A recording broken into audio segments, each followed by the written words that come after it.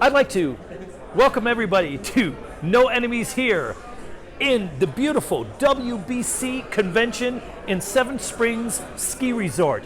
Come on by. It is wonderful. If you're not here this year, come next year. We're here with Duce, War Gamers Galore. Thank you.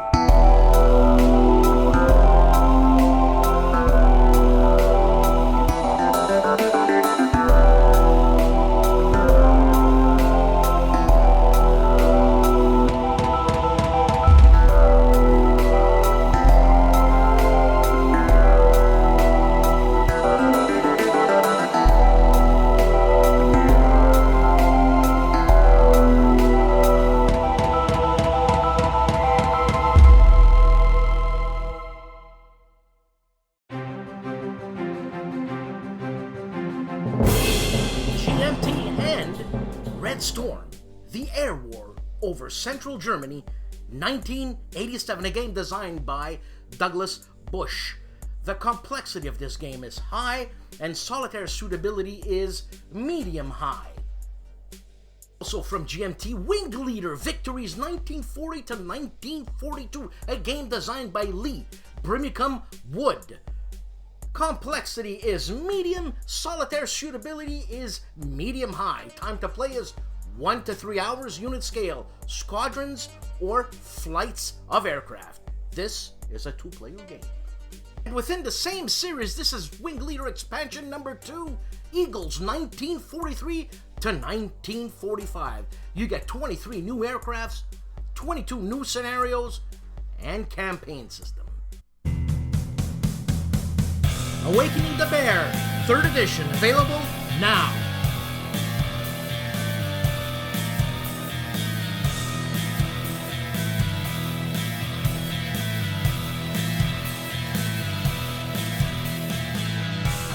Storms of Steel, 3rd edition, available now.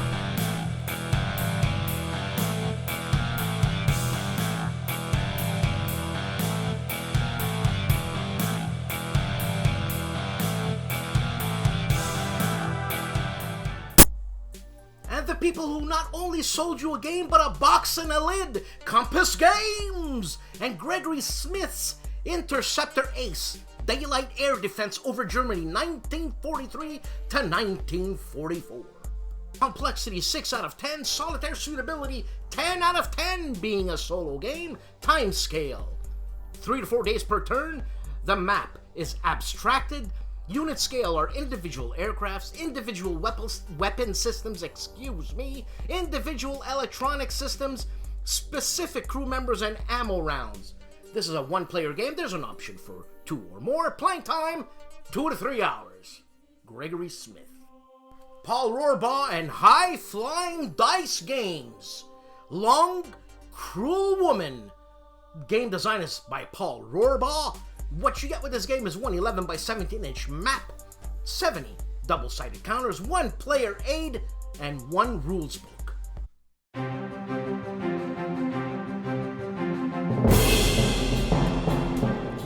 The OG is still on a train to nowhere! Silverton, Part 5. Mark Ruggiero's Clark Commando 1983 sporting a new intro plus examples of opportunity and normal fire combat in Death Ride Alfaya Pass, a game by Grognard Simulations. Lock and Load Publishing is on the air with Brad Smith. The chief of Bonding with Board Games, Bart Brunsheen, is reviewing Conflict of Heroes Storm of Steel, 3rd edition. Storms of Steel. All right there, Stigler.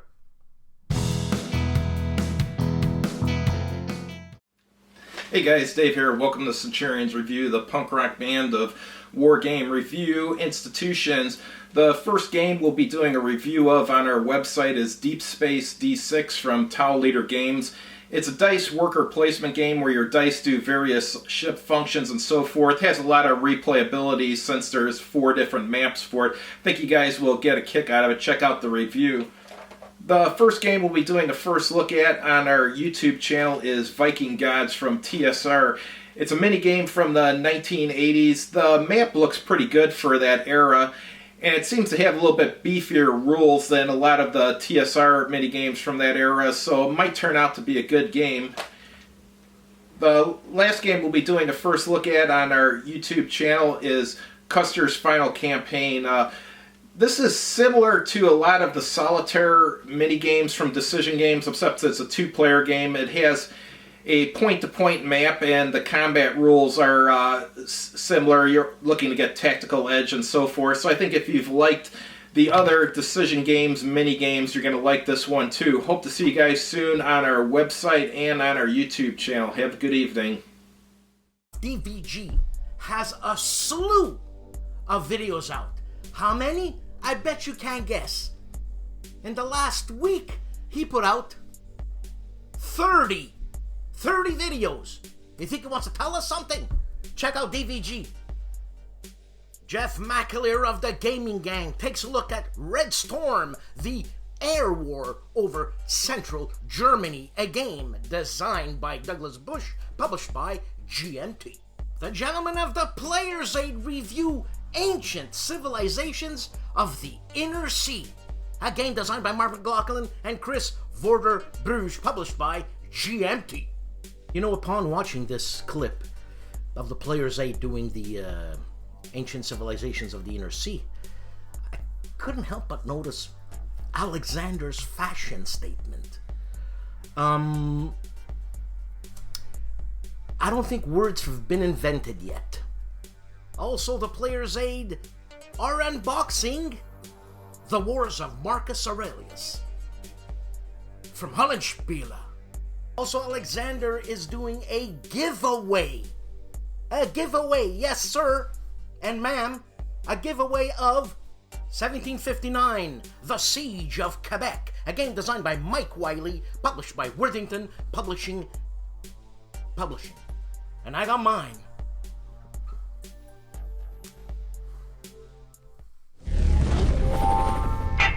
A game for gamers, made by gamers, by Flying Pig Games.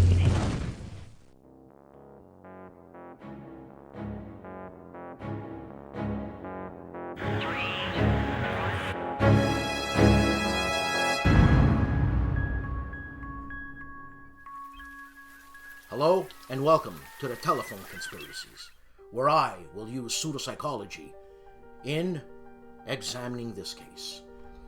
We shall look at cases from my mini DSM 4th edition of delirium, dementia, and amnesia. Here we go with this subject. A friend of mine sent me a video of these famous The Player's Aid doing a demonstration of a game called Ancient Civilizations of the Inner Sea. Is this a war game or not? That is for another time. But I noticed that one of the Player's Aids, Alexander the Englishman, sporting a rather disturbing sweater, t-shirt, something. As we know, Alexander's been around, dissecting games, reviewing games, unboxing games, playing games. Is this a game that he's playing? We'll see. Background on myself and Alexander. I met Alexander at WBC, where it looked like he was crying for help. We shall listen to the phone call.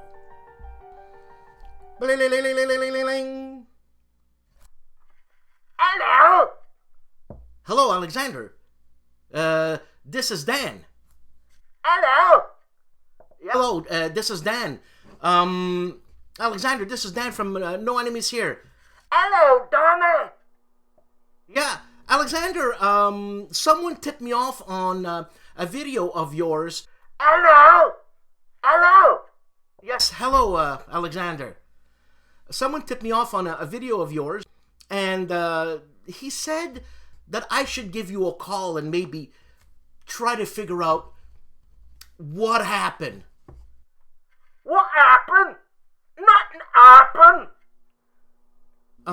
Well, you were wearing a rather unconventional t-shirt or sweater or something. A sweater? ugly sweater? Yeah, yes, it was quite ugly.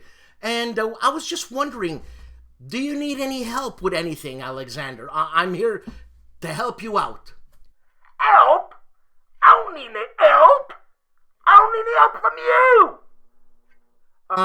I think your brother-in-law Grant is listening in. Oh, Alexander, listen to Dan. Hello?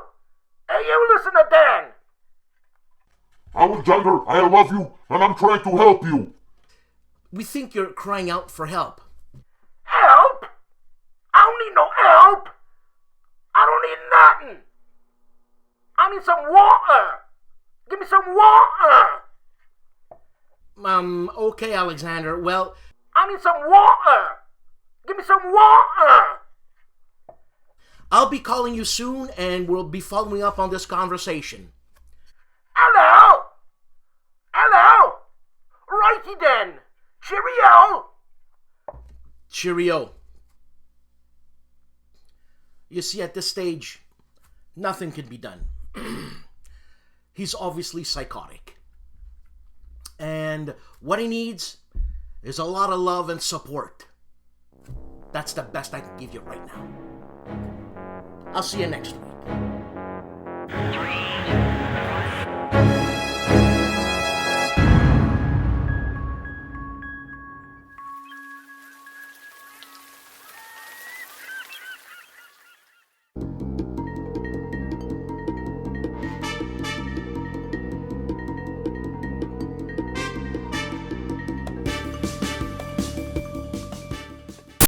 Compass Games is live with John Krantz in episode 28. This episode features 8 new pre-order game announcements. Combat Board Games is unbagging Balkan Gamble, the invasion that weren't. 1943 to 1945, a self-published game by Brian Train. Combat is also giving you his honest review of Reconquista from White Dog Games and rambling on about Spanish history. This is a game designed by David Kershaw. Ricardo Mazzini of Vlog 34 takes a look at, the professor takes a look at, ancient civilizations of the Inner Sea. The War Game Reviewer has a video out on an interview with David Gomez Reloso in Spanish. GIMPY of the GIMPY Gamer gives us an overview of the new-to-be Valkyrie from DVG. Little Wars TV are reviewing Gettysburg by Pub Battles. Rough Swordman Wargamers continuing his Rabal campaign of Corsair Leader by DVG, Part 6. Rough Swordsman is also doing a segment called Open the Box, an unboxing of GMT's Operation Dauntless. The Wargamer is continuing his playthrough and instructional video of Hurtgen, Hell's Forest. He's at Scenario 1, the 3rd of November 1944, and the 4th of November 1944 in the morning game turn. Counterproductive Games is giving us a sample gameplay for Crowbar, The Rangers at Point Zuhuk, by Flying Pig Games, a game designed by Dream Team designer Herman Lotman and Dream Team developer and designer Fred Manzo. Let's Play History, and Jan Heinemann continues his playthrough of Fields of Glory Empires, episode 2 Millionen. I'd like to mention 3 of my supporters. 1, Harold Buchanan. Thanks, Harold. Much more comfy than the Michigan t-shirt that I used to be wearing. I'll be wearing these now. Thanks, Harold. 19 Delta. Thanks, 19 Delta. Let's keep in touch. And Gilbert Tastevin, or Gilbert Tosteven, or Tosteven. I received this flint that he made himself. Now this is razor sharp. And I'd like to say thank you to all 3 of them. Thank you very much. Thank you. El Sealy does Turn 3 of the Great Battles of the American Civil War, Dead of Winter Battle of Stone River, a game designed by Dave Powell and Richard Berg. We just lost another one. Marco Wargamer, or I should say formerly known as Marco Wargamer, is now Marco OmniGamer. Marco OmniGamer. Yeah, that's right. Marco OmniGamer. Marco Arnaldo takes a look at Crowbar, the Rangers at Points Up. This is a World War II solitaire game by the dream team of Lutman and Manzo, published by Flying Pig Games. I should also state that Marco OmniGamer reviews this. What's happening on the big board? I'll tell you what's happening on the big board. Kevin, CEO and President for Life of the Big Board, is showing off Stalingrad old school tactical expansion, and he's focusing on that gorgeous map and a beautiful box and a lid. Also, the President for Life is doing a Devils to Pay Part 1 and 2, a discussion. The Devils to Pay is a tiny battle publishing game designed by Dream Team designer Herman Lutman. The strongman of war games, Rob of Rob's Tabletop World, takes a look at the expansion of Crowbar, the Rangers at Points Up, called Vorwarts. GG of the Geek Gamers, and it's been a while, is taking a look at Maximum Apocalypse, a game designed by Mike Nade, published by Banana Games. The itinerant hobbyist, Todd, is unboxing from Grognard Simulations, a Chris Fazzulo design, Death Ride at Us.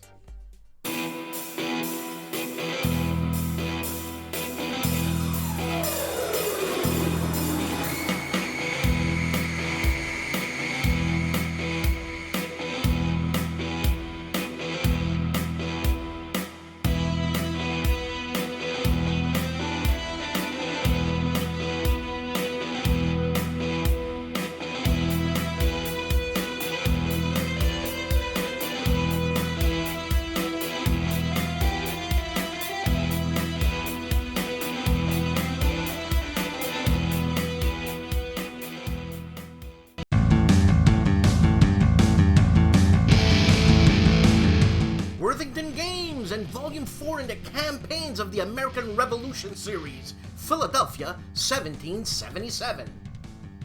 And what you get with Philadelphia 1777 is a mounted map, 60 blue and red wooden blocks with labels, rules, a battle board for fighting your tactical battles, and dice. The game time, the campaign, takes about 2 hours or less. This is a 2-player game, but still can be soloed. Worthington Games. DVG is kicking off a Kickstarter October 22nd with a cryptic video. The game, I think, or the system, is called Valkyrie, the next step in warfare. And talking about DVG, use this code. You get 25% off. Just use it next time you shop at DVG. Seriously.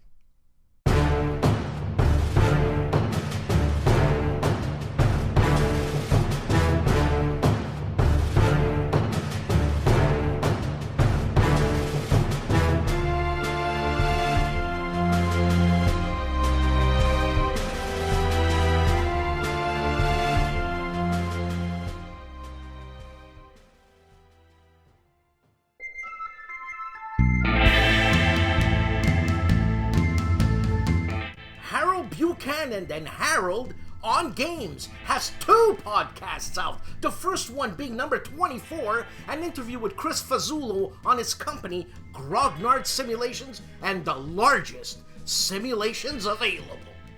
And podcast 25 with Joshua Starr on his 18XX Kickstarter doubleheader 1861 Russia and 1867 Canada. A 2-for-1, a twofer. Mauro Faina and his Johnny Zero has a couple of episodes out. Episode 10 talks about the magazine, Special Ops 9, and Episode 11, Fighting Wings.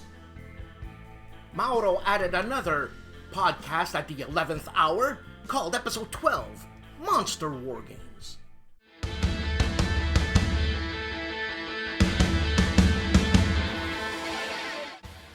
GMT and Weekend at the Warehouse, October 17th to 20th, 2019. Who will be there? Well, here goes. Mark Herman, Harold Buchanan, Mike Bertuccelli, Trevor Bender, Alan Emmerich, Jason Carr, Mike Denson, Kurt Keckley, Gene Billingsley, and more. Gamehole Con 7. When? October 31st to November 3rd. Where? In Madison, Wisconsin at the Alien Energy Center. The San Marino Game Convention 2020, the 1st, 2nd, and 3rd of May in the Palace Hotel San Marino. Where's San Marino? Well, it's in Italy. And what does it look like? Like this. Kansas City War Game Festival. It's called Historic Kansas City or Historic KC Fest in Kansas City, Overland Park Convention Center, June 26th to the 28th in the year 2020. The San Diego Historical Game Convention, November 8th, 9th, and 10th, 2019, at the Handerley Hotel, 950 Hotel Circle North, San Diego, California. RockCon 2019, October 25th to October 27th at the Tabala Event Center, 7910 Newburgh Road in Rockford, Illinois. Compass Games, New Direction in Gaming. Compass Games Expo 2019, from November 8th to the 11th at the Red Line Hotel in Cromwell, Connecticut. Board Game Geek, BGG, Fall, 20 to 24th of November 2019 at the Hyatt Regency in Dallas, Texas. Another week, another show. Thanks for watching. Please like, subscribe, and please support this channel. And you know what? Don't believe Kevin Sharp. Don't believe him. I'll see you next week.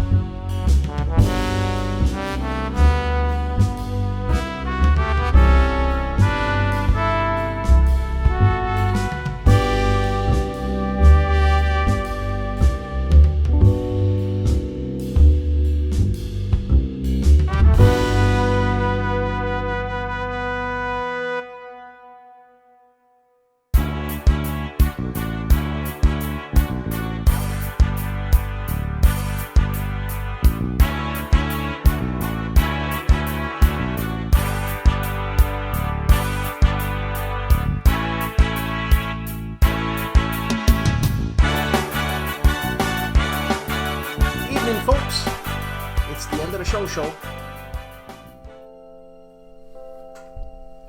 Now I'm doing something a little bit not what I usually do. Is that I've I've actually grabbed a clip from YouTube.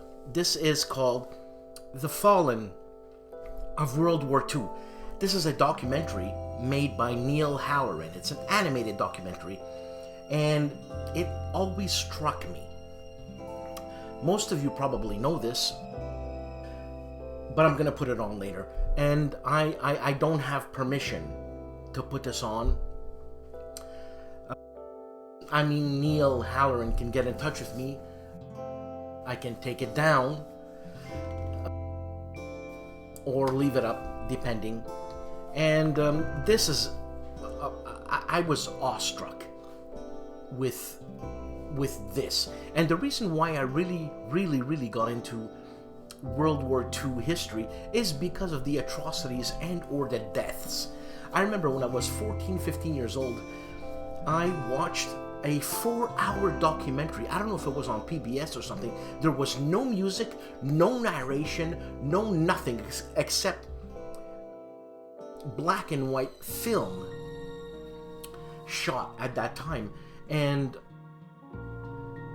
there was just the name of the places where the concentration camps were. Like, the narrator would just say Bergen-Belsen, and then you would see what happened in Bergen-Belsen.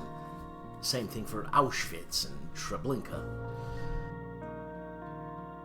And that's why I approach war games in a much more, I guess, personal, for lack of a better word. I'm cautious, but Morris Fitzgerald, we were speaking once, and he said, it's just a paper thing, and he's right. It's just a paper chit, you know. But I don't know. I play war games with this philosophy in mind, and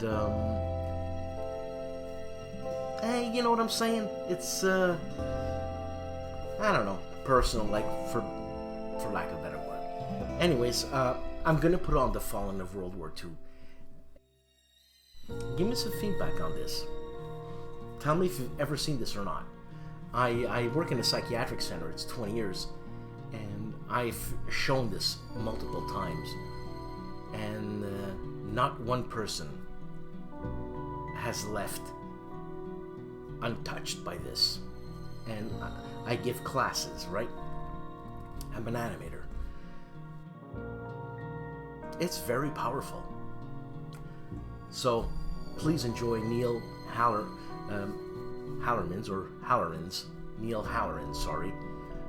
The Fallen of World War II.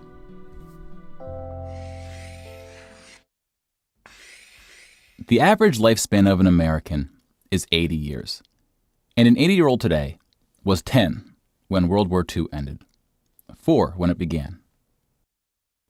A soldier who saw battle would have to be in his late 80s at least today. Generals, political leaders, the decision makers of the war, few are still with us. And over the past few decades, we've seen authors and filmmakers rush to capture stories from survivors before this connection of memory is lost.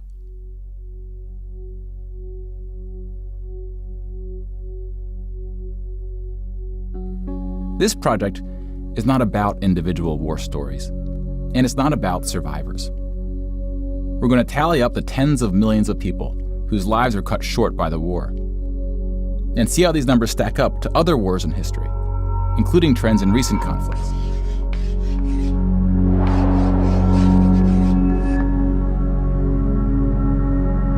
We'll be counting soldiers and civilians separately. Each of these figures represents 1,000 people who died. Civilians were of all walks of life, whereas military deaths were almost entirely men. The average age was about 23. In most battles, for every 1,000 soldiers killed, there are more than 1,000 who were injured. The word casualty can be confusing because in military speak, it often includes both deaths and injuries, and anything else that takes a soldier out of service. Here, we're just counting the deaths, and we'll begin with American soldiers.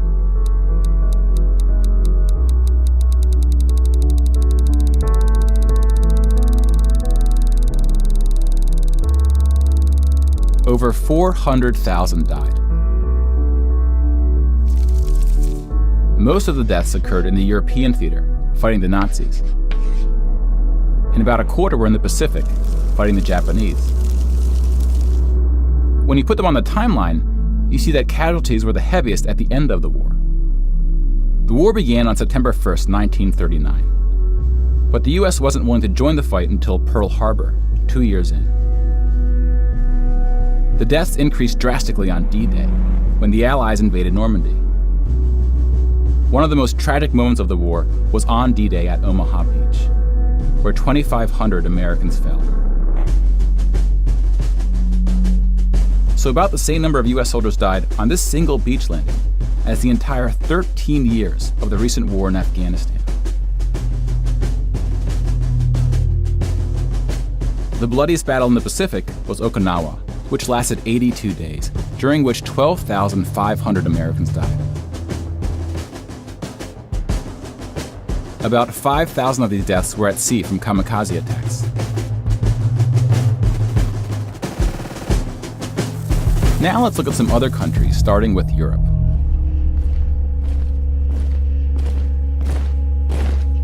Germany started World War II when it invaded Poland.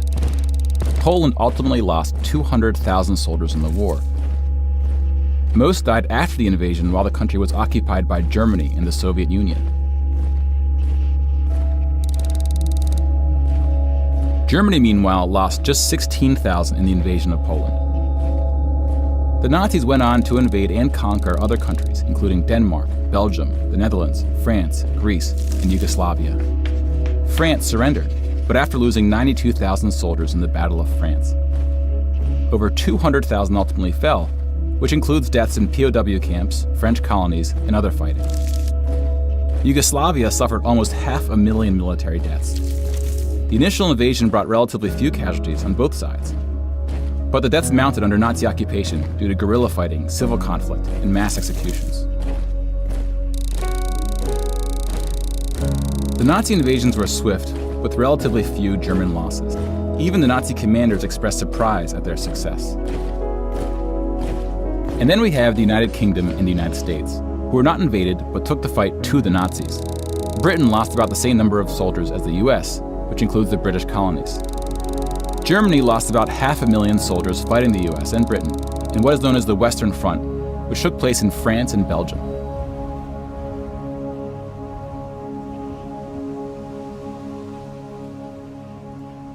But most Nazi soldiers died in the Eastern Front, Germany's unsuccessful invasion of the Soviet Union. The numbers are staggering.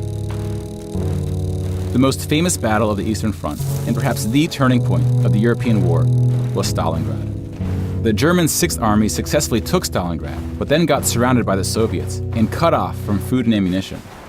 500,000 Nazis would ultimately die in Stalingrad.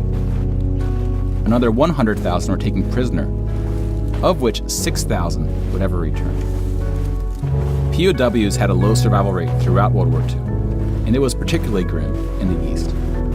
When you include these POWs, roughly the same number of Germans died in Stalingrad as all the Western Front fighting against France, the UK, and the US. And though Stalingrad was a victory for the Soviets, they suffered almost twice as many losses as Germany.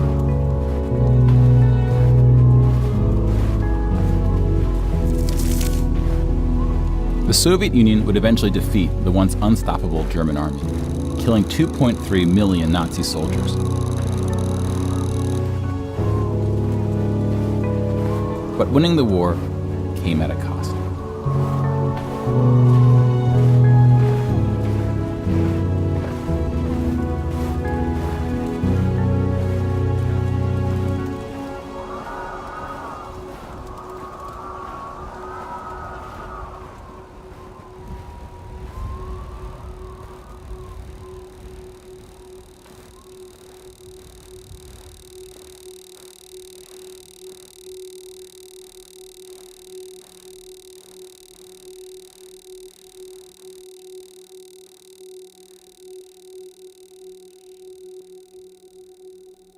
$8.7 million is the official tally by the Russian military, a hotly disputed number. Some studies have calculated as many as 14 million dead. To complete the count of European military deaths, we need to add German deaths from other fronts, including the North and Africa, as well as deaths from other Axis powers allied with the Nazis, Hungary, Romania, and Italy. When you put these European military deaths on the timeline, it looks like this. You can now interact with the chart to learn more, Pause the narration if you would like more time.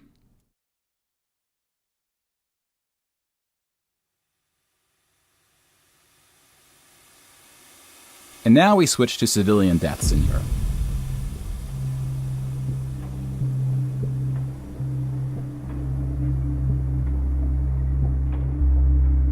Six million Jewish people were killed in the Holocaust. If you separate this by country, you see that about half, 2.7 million, were Polish. 700,000 were Soviets, followed by Hungary and 17 other countries.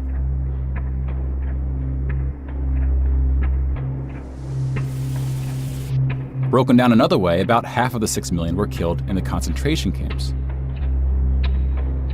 Over 1 million died in Auschwitz. Most were killed in the gas chambers.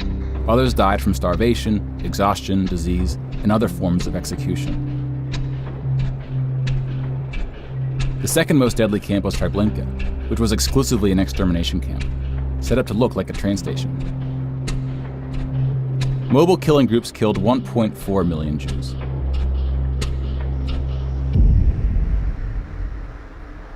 Like with the gas chambers, men were killed first to reduce the risk of revolt.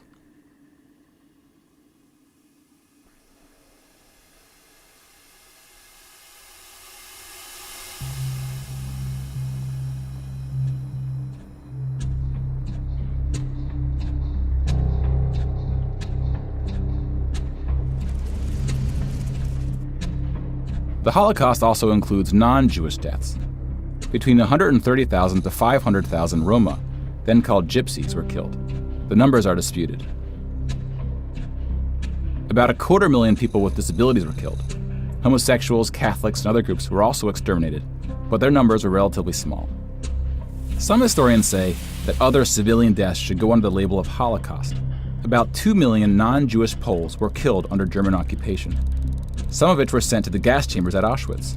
When you combine civilian and military deaths, over 16% of the total Polish population died in World War II, which is the highest percentage of any country. But not the highest in total death count. The Soviet Union again tops that list, losing at least as many civilians as it did soldiers, somewhere between 10 and 20 million. A particularly dark moment for the Soviet Union was the siege of Leningrad, now St. Petersburg. German forces surrounded Leningrad before civilians could be evacuated. Supplies, including food, were cut off for 2.5 years. 1.5 million people died as a result, mostly from starvation, mostly civilians. Stalin's cruelty towards his own people is partly responsible for these numbers. He often didn't allow civilians to evacuate from cities, thinking it would cause the soldiers protecting them to fight harder. About 1 million Soviets died in Stalin's own labor camps, called the Gulag. Just about every country suffered civilian losses, especially countries who were invaded. While many died as a result of so-called collateral damage, the biggest numbers occurred when it was no accident. Civilians were exterminated, purposely fired upon or bombed, used as human shields, or intentionally deprived of food.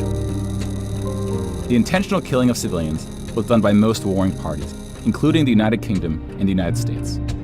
The United Kingdom was spared of a land invasion, but still lost 60,000 civilians, largely from German air raids or blitzes, often directed at civilian population centers. The UK did the same to German cities at a much greater magnitude, causing about 10 times the number of deaths. But most German civilian deaths came from the ground at the late stage of the war. When the Nazi regime collapsed, civilians living in occupied regions had to desperately flee from the advancing Soviet army. Rapes were widespread, and death estimates ranged from 600,000 to 3 million.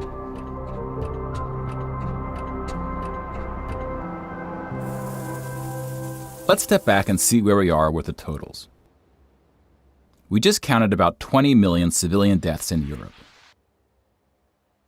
If you add this to the European military deaths we already covered, it brings us to over 40 million. Then we have the Asian theater. Here we see the vast majority of military deaths in Asia came from China and Japan. On the civilian side, about 6 million deaths from China, Indonesia, Korea, Indochina, and the Philippines can be attributed to Japanese war crimes, which are sometimes compared to the Nazi atrocities due to the sheer scale of the cruelty. China had the second highest death count after the Soviet Union. And like the Soviets, the Chinese government demonstrated a stunning willingness to sacrifice its own people. Chinese nationalists opened the dike at the Yellow River, hoping the flood would halt the Japanese advance. 500,000 Chinese civilians or more were killed, which is 2 or 3 times the number who died in all countries in the 2004 Asian tsunamis. But the invasion of China only cost Japan 200,000 soldiers. Most were killed fighting the US and allies in the Pacific War. A significant portion of Japanese civilian deaths were caused by American firebombing and the 2 nuclear attacks. Contrary to official US statements, these airstrikes were directed at civilian populations, not military targets. When you add all the deaths outside Europe, it brings us to a grand total of 70 million for the war, give or take depending on who's counting and what civilian deaths get included. More people died in World War II than in any other war in history. For comparison, here are 20 or so of the very worst wars and atrocities we have on record. Some of these are more of atrocities than wars, but we've seen how that distinction can get blurry. Some of these spanned across centuries. World War II had the highest body count, and it all happened in just 6 years. The world's population has grown significantly since the earliest atrocities on this list. If we want to compare them in terms of what percentage of the world died, we can adjust the chart to look like this. This rough approximation tells us there may have been more devastating wars before World War II, proportionally speaking.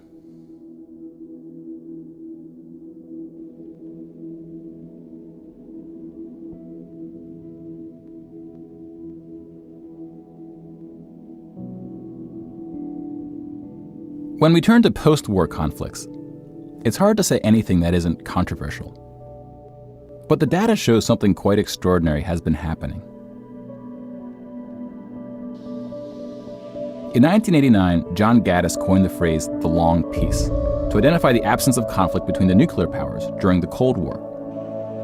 25 years later, the Cold War is over, and the term is still being used, although its meaning may have shifted. European countries have not fought each other, except for this 10-day war in 1956 when the Soviet Union invaded Hungary. When we look at European wars before World War II, it looks like this. They tend to be more frequent as you go back, though smaller in scale. And the largest 44 economies of the world have not battled each other since World War II. Rich countries have fought poorer countries, like the US versus Iraq, but rich countries have not fought other rich countries. Such a period of peace between the so-called great powers hasn't been seen since the Roman Empire. To many, peace is too strong of a word. Wars have occurred since World War II, and they can be grouped into these 4 categories. We don't see colonial wars anymore. We've already noted that interstate wars between rich countries have not occurred at all, and here we see wars involving smaller economies have tapered off. That leaves civil wars of 2 types, with and without foreign intervention. And this is what these battle deaths look like alongside of World War II. More people died fighting in World War II than in all the wars since. And again, we can't forget about world population, which has almost tripled since World War II. If we scale these numbers to show deaths in proportion to world population, showing the likelihood that a person on Earth dies in battle, the downward trend becomes even more pronounced. Now, this isn't to infer anything about why this trend is occurring. That's a discussion for another day. You can now interact with this chart to explore what conflicts are behind the totals. Now bear in mind, we're just looking at battle deaths here, not civilian deaths, but those too are in decline. Peace is a difficult thing to measure. It's a bit like counting the people who didn't die in wars that never happened. We give such importance to the word peace, but we don't tend to notice it when it occurs, or report on it. Sometimes it takes reminding ourselves of how terrible war once was to see the peace that has been growing around us. Of course, this trend may not continue, and it's not clear how looking at these charts can help us make the right decisions to ensure that it does. But the longer the long peace grows, the more significant it becomes. So if watching the news doesn't make us feel hopeful about where things are heading, watching the numbers might.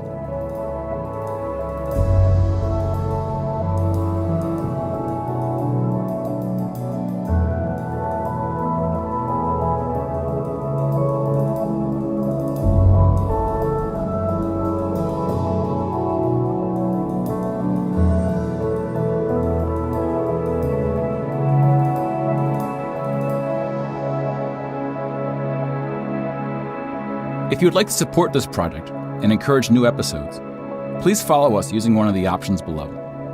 And consider paying the suggested ticket price for today's show. Thank you very much.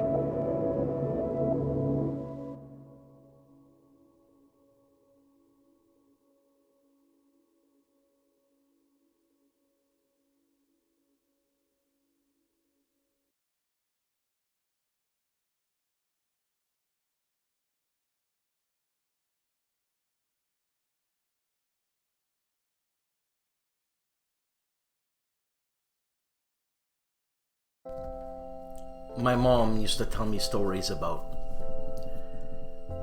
her stay when she was 10 years old, and she was in close to Anzio actually, and near Monte Cassino.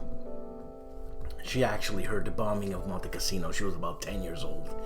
I mean, she was a fascist. She had no choice but to be a fascist. And she would tell me stories about soldiers that she met, like, for example, Hans and Franz Fritz, whatever. They were the German soldiers, not occupying Italy, but in cahoots with Italy. And one day, Hans and Franz wasn't there. I mean, there was Johnny, Frank, and Bob who was there, and she was scared because of the German propaganda. That she was going to get raped or killed or whatever. But it turns out that she had her first chocolate bar from a guy named Johnny or something. And she would tell me stories about when, the squad would go out, and she knew the squad, and the squad would come back, and the squad wasn't intact as it was leaving. So Johnny wasn't there. So my mom would ask, "Where's Johnny?" And the soldiers would just shake their heads. And that was my mom's experience in Italy in World War II when she was 10. So I don't know if that factored into the why I got into World War II history, but I hope you enjoyed that. I certainly did. And I hope I didn't cause any problems with Neil Halloran by grabbing this clip and putting it on. It's just something I wanted to show you. I hope you enjoyed it, and I'll see you next week. Peace.